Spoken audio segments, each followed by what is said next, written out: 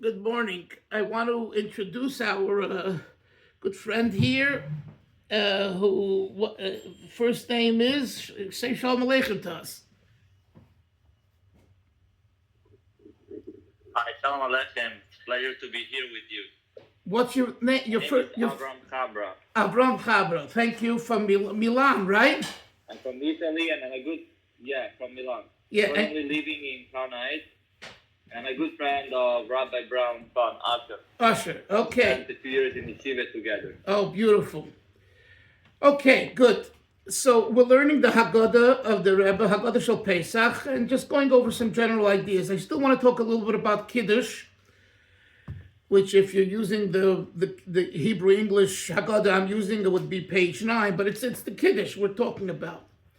So in the Kiddush, and not only in Kiddush, but throughout davening Pesach, in the Shmon Esrei, and in Kiddush, how do we refer to Pesach? Chag HaMatzos, the festival of matzos. Why do we call it the festival of matzos? Because that's what the Torah says. Torah calls it the festival of matzos. Yet, ask anyone, which Yom Tov is coming, they're going to tell you Pesach. They're not going to tell you Chag HaMatzos. So that's the question. Why? So the Rebbe explains it, basically, in his commentary. And he actually brings from the Kedushas Levi, from the Blitzlik of Barditchever, Parshas Boy. And this is what he says. So the Rebbe is just citing the Barditchever. It's called in the Torah, he says, Kei Nikra B'chol HaTorah Chag HaMatzos. It's called the Festival of Matzos, because that's what the Torah says. We call it Pesach. Why? Because Hashem is praising us. Hashem is praising us, and he's saying that we did not delay. As soon as we heard from Hashem, we should leave Egypt. It took us, less than the 18 minutes, and we got out. We left. So what Hashem emphasizes, in other words, the Kiddush and the davening is from the perspective of Hashem. What does God emphasize? Chag HaMatzos. That these Yidden are so special because they listened and they ran and they did what they had to. And the result was that instead of having bread, they didn't have the time, and because they listened to me. That's why we have matzah. So that's why it's called Chag HaMatzos. We, on the other hand, explains that Rebbe Yitzchak as the Rebbe brings it here. We relate the praise of Hashem. What's the praise of Hashem? Posach. He skipped over the houses. He killed the Egyptians and he saved us. Pesach. Jumping over. So that's why we call it Pesach. And Hashem calls it in the Torah Chag HaMatzos. I just want you to know, when you're saying this throughout Pesach, explain it to the people at your Seder table why there's these two different names. Okay? And again, that's in the Rebbe's Haggadah citing the Kedushas Levi, Rebbe Levi Yitzchak Barditchever. The Rebbe also cites another sefer, Ateres Keinim, which gives another reason why it's called Pesach, because the main theme of the evening is the Zeichel and Mikdash, the Beis HaMikdash. I'm saying not the main theme. Main theme is Yetzias Mitzrayim, exile. But what do we emphasize? The Korban Pesach. So therefore we call it Pesach. The Paschal sacrifice was called Korban Pesach. So we call it Pesach. That's another reason given why we call it Pesach. We don't call it Chag HaMatzos. And the Rebbe cites the Teres Keinim as the reference for that. Okay? Now, in the Kiddush, yes, Moshe. Sorry, Rebbe Dalfin, I'm sorry, where are you in the Rebbe's Haggadah? I'm on the page of Kiddush, right? You go to the Kiddush, and below the Kiddush, the commentary. But again, I'm jumping around. So, but that's what I was explaining the words in Kiddush Chag HaMatzos versus Pesach. Now, go 2 lines further down in Kiddush, and we say Zman Cheruseinu. So you remember Zman Simchaseinu, Zman Matan Toraseinu, Zman Cheruseinu. So Pesach is called the festival of freedom, Cheruseinu, and that's a third name given to the Yom Tov, right? So we have Chag HaMatzos, Pesach, and Zman Cheruseinu. I believe there's a Sikha from the Rebbe which he explains all 3 names and its significance. I'm not going into that right now. I'm just giving you a reference, and it's a worthwhile the Sikha talk of the Rebbe, which is already printed, I believe, in the Likutei Sichos, and it could even be in the back of the Chabad Haggadas. You have it translated in English. It's very worthwhile to learn. But right away, when we talk about Zman Cheruseinu, this description of the holiday of the Yom Tov, whether it be Pesach, Sukkot, or Shavuos, is very important. In other words, here's my question: why do we have to say Zman Cheruseinu? We call it Chag HaMatzos. What's the addition of Zman Cheruseinu? And I think that the Chazal, this is not from the Rebbe, this is my own thought, that the Chazal, in giving an additional description to each of the Yom Tovim, emphasizes the theme of the Yom Tov. In other words, it's Chag HaMatzos from God's perspective. We call it Pesach from our perspective. But the Iker message is freedom, Cheruseinu, and that's why the whole Seder has to be conducted in a free way, in an open way, in a very comfortable way. As I told you yesterday, if you have nice dishes, nice kalim, to put them on the table. So Zman Cheruseinu is a primary focus that we seek to attain, and I think that's a great springboard for you to discuss. Again, not to schlep out the Seder, but during the meal, are we really free? Personally, am I really free from my issues and addictions and taivas and anger and gaiva and on, and collectively, and how do we gain freedom, and what is freedom? So it's a focus, Zman Cheruseinu, and if one doesn't feel free, they have to sit more at the Seder, longer. I'm serious. In other words, you have to accomplish at the Seder that when you walk away from the Seder, you feel like a free man. This has nothing to do with Kabbalah and Chassidus and Gemara, just basic Yiddishkeit. It's the time of freedom. Are you a free man? Do you feel free or not? And if you don't, how are you going to become free?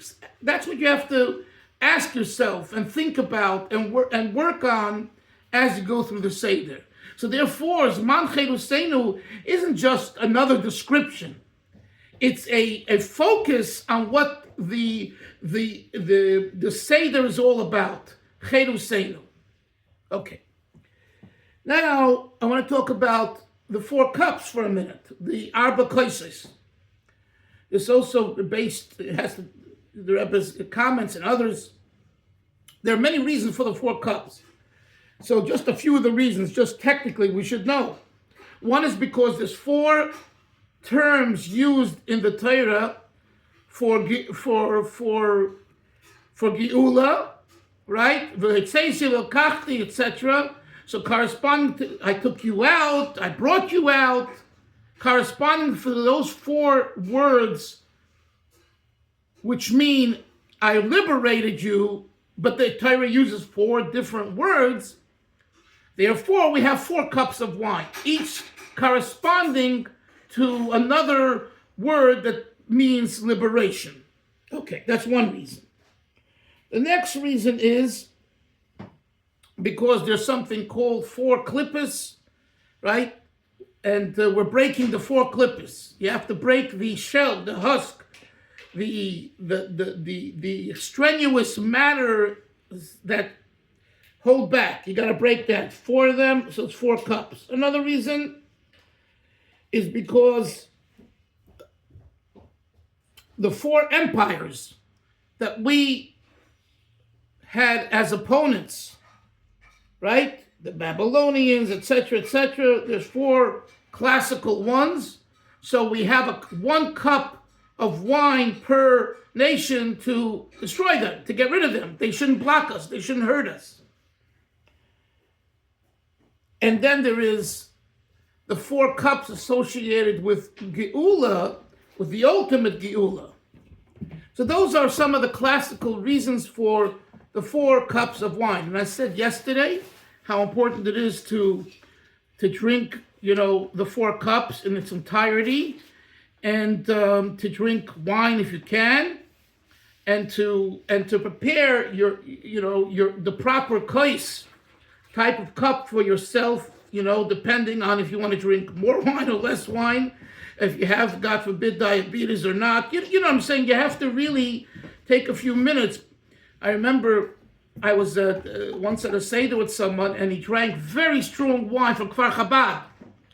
That the Springers, there's I don't know if he's still alive, Rabbi Springer, and he made real wine. And someone drank that. He became so confused, and he broke out with hives, I think, and his face turned red. And the Seder was over for him. He became ill. Right in front of my face, right there. So you really have to, balance and know exactly what you can take and what you can't take, so that sometimes people, they drink the 4 cups and they eat quite a bit, and they're a total mess for the last part after benching, which, by the way, we know from our Rebbe that was really the high part of the Seder. It wasn't the beginning. The way he said Hallel, the tune that he used, the motions that he made with his hands, so quietly, and you could see that the energy was coming in, So, and many times, myself included, by that time we're exhausted. We're like half asleep. We just want to go into bed. So you really need to really pace yourself. And I strongly suggest you don't overeat, eat a little bit so that you have real koyach to say the last part of the Hagada, which is to be said together with a little louder, with song. Hallel is Hallel. So I'm saying it begins with the wine. The matzah you can't do anything about the matzah. Right? Because the matzah, shmura matzah you're using, or what I'm saying, and you got to eat a shear if you want to do it right. Again, if someone has a health issue, I'm not addressing that you speak to your Rav, but the matzah, the mara, those things, there's no room to finagle. It is what it is. But on the wine, you could choose how much alcohol, how much less alcohol, percentage, and things like that. So I'm just saying, put a little time into that, knowing, and this is true also for your wives and the women at the table, and children. Children are not mechuyev, but you train them. Okay, so that's that. Now, when we talk about reclining, haseba, there too, I've seen, a leniency, and it really shouldn't be that way, and it's sometimes hard. Now, what do I mean? Reclining is not on the right side.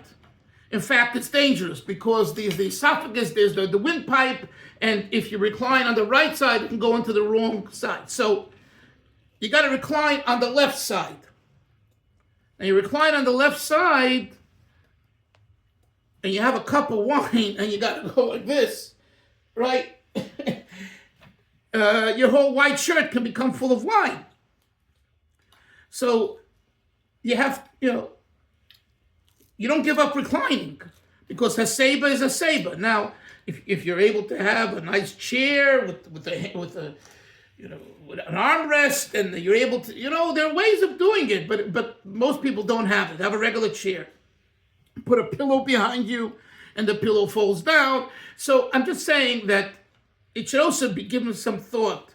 And what I find is that we're so involved with so many other details, we kind of sometimes forget about the reclining, or it causes issues. So understand that Haseba is very important, because Haseba shows the idea of Cherus, and because we just said earlier that it's Man Cheruseinu, it's a time of Cherus. The reclining is really an expression of that Cherus. In other words, when you drink the wine, Moshe, you drink the wine every Shabbos. When drinking a cup of wine, you don't see any Cherus, right? But when you have to lean, it's very clear you're doing something unusual, and that's also connects to one of the four questions: why do we recline tonight? That the children ask. And once we're talking about that, the Rebbe writes in the Hagada, and he says that he saw by his father-in-law, by the Frierdiker Rebbe, that by the Rebbe's Seder, there was a Yid from Chicago, Moshe's hometown, Chicago. His name was Reb Yaakov Katz. Yaakov Katz, I believe, came from Russia, and his family came from Chabad lineage. But he was a very simple person, and a very frum person, and a good person, and he was very successful. He was a gvir, and he gave a lot of tzedakah to the Frierdiker Rebbe. Tremendous. And Reb Yaakov Katz had, I believe, 2 children or so, 2 or 3 children, and one of them was the one who asked the 4 questions at the Frierdiker Rebbe's table, at the Seder. So they noticed that while he's asking, the Frierdiker Rebbe is also saying the 4 kashas along with him in a more silent voice. So this is true for us too. You could either do it that way, or you could, some people, what they do is after the children ask the 4 kashas, then everyone together says out loud, Manishtana. But everyone has to say the Manishtana. So what's the message? This is the custom. This is the way the Frierdiker Rebbe did it, and this is the way the Rebbe writes it in the Hagada. What is the lesson, the greater lesson? That the 4 questions, Manishtana, are 4 questions about in life. Manishtana, Laila Zemi Kola Leilois, what's different this night? In other words, how am I different? This is what I was asking. I was telling you before about Zman Cheruseinu. You have to ask yourself, what do you mean, what's this night different? It's Pesach night, it's different. That's not the question. That seems to be the question. The question is much deeper. How am I different tonight? How am I different tonight? Because it's Pesach. So, again, when you say the questions, you say the kashas. You're not pontificating now and philosophizing, but it's important to know that the 4 questions aren't, hey, children's questions. We want to interest the children, which of course we said yesterday, that's the whole point of the Hagada. V'gada televincha. Tell your children. And by the way, that's also important. My father and mother of blessed memory would always remind me how I was born in January in Tavis, and they had me at the Seder. I was a little baby, 3 months, 4 months, and they spoke to me. And they said, they called by my name, they called me, says, Chaim, ask the questions. A little baby. And how do you ask the questions? You start saying the questions, as though the baby is saying the questions. Because the minig is that an infant, the youngest, should say the questions. Some people have many children and grandchildren, and so they have everyone ask. Now, yesterday Moshe and Yoini were asking about the flow of the Seder. I've seen here is where you have a blockage. What do I mean a blockage? If you have 10 kids asking the 4 questions, that's going to take probably 15, 20 minutes. So again here, the answer is you have to kind of pace the whole Seder. And it's an issue. It's an issue because you want the children to be involved. Every parent wants every child to show what they learned in Cheder and Yeshiva and all of that. Boys and girls, not just boys, but girls too. So it takes time. There's, again, must it be that way? It doesn't must be that way, but that's the minhag Yisrael. That's the way it's done. So just, try to do it as best as you can. But you do have to plan for it. If you have all your grandchildren at the table, it's going to take a while. So that's a little bit about the 4 questions, the Manishtana. Okay, I want to go further now and talk about the breaking of the Afikomon. You mentioned yesterday that the Afikomon is the Iker, right? What does the word Afikomon mean? So, one meaning is Afikuman. That the word Afikomon you divide into 2 words. Afikuman, take out manna. We got the manna from Hashem. We got food from Hashem, right? We believed in Hashem, and Hashem gave us food. Afikuman, take out that manna that we Jews merited getting from Hashem because of our beliefs. He gave us food. So we're saying to ourselves, kind of, take out your faith. Bring out your faith. Afikumana. Bring out your faith in Hashem. Emunah. That's one meaning. Some say that the word Afikomon actually is from the Greek language. It's actually from the Greek language. Afikomon means like a dessert. So that's another explanation. Now, talking about the Afikomon,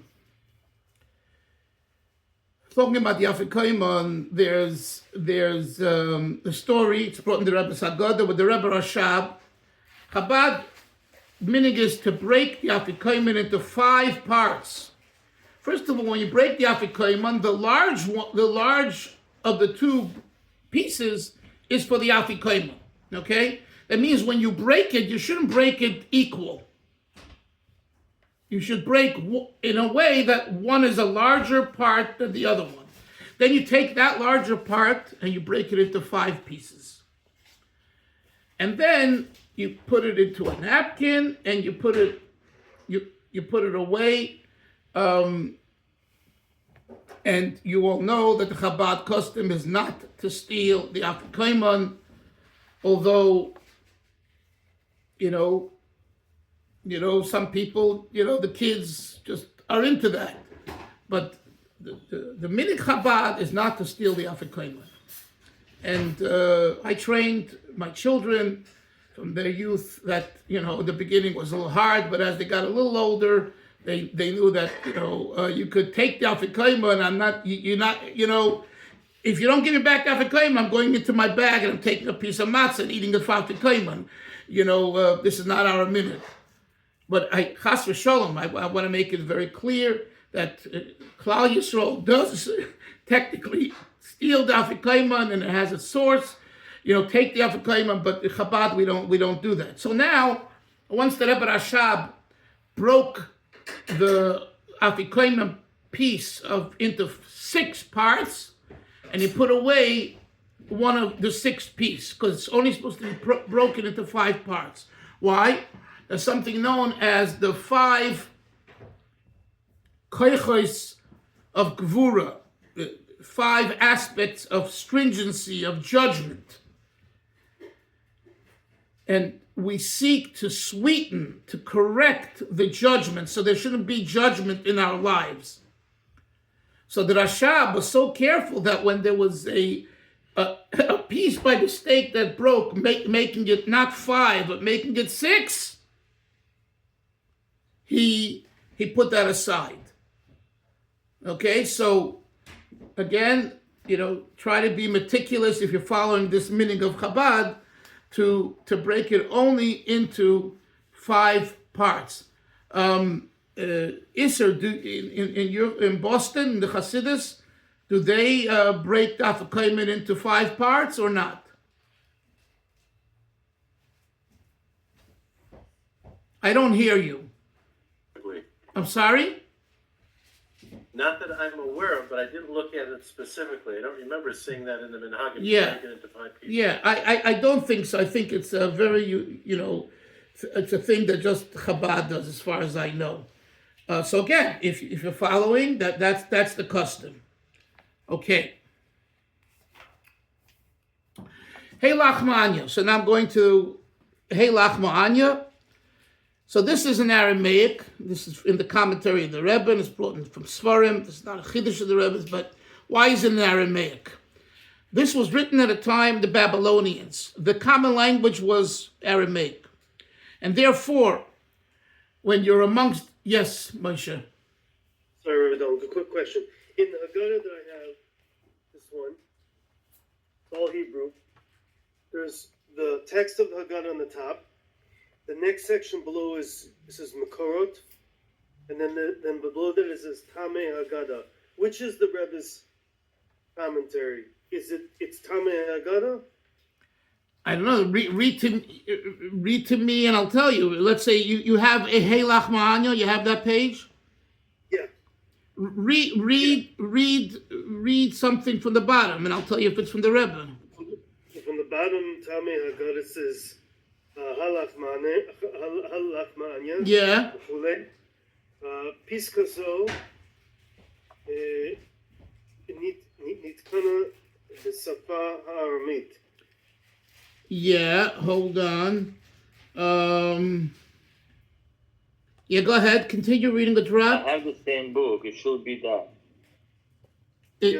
Yeah? שהייתה מדוברת אז בישראל. I don't know, because I'm looking over here. Okay, but so you say it's... Mind just to hold yours up. I'm asking because I want to know. Right. But he says he knows if that's Okay, so I have the same book. The Tameh Haggadah. I have the same book. The Tameh Haggadah is the commentary of the Rebbe. Tameh Haggadah is the Rebbe's. Okay. Now, so Hey Lachman is written in Aramaic because it was written at a time of the Babylonians. That was the language, and we don't want them to think that we are going to. No, I'm sorry. And if you want someone to come to your Seder, you got to talk their language. You talk Hebrew or English, they don't know what you're talking about. So it's Hey Lachma Anya, Diachol Avasana Barat Mitzrayim, which is this bread of affliction that we ate in Egypt, etc. It's said in that language for them to understand. Yet, the next part is Lashon Haba Barad Yisrael. Because, right, Lashon Haba, the Bnei Chaydim. Lashon Haba is Hebrew. Lashon Haba Bnei Chaydim is Hebrew. Why is that? Because if the Babylonians would hear those words in Aramaic, they would understand. They would say, "Oh, you're trying to get out," and they would make us trouble. And that's why that part is said in that language. That's the technical reason, but there's the reason that is discussed more in Chassidus. The whole concept of the matzah, Hey Lachma Anya, this bread of affliction. This bread, right? It's not a nice challah, but it's a pretzel. It's like a thin thing, piece of matzah. Although it's so much more expensive today than a challah. Can you imagine a matzah?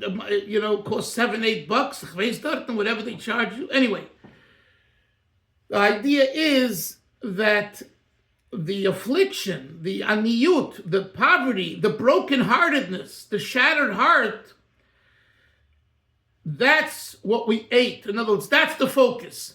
We get out of Mitzrayim when we come from a place of humility, which is Anya, poverty, difficulties. In other words, to use the difficulties as a springboard to get out, right?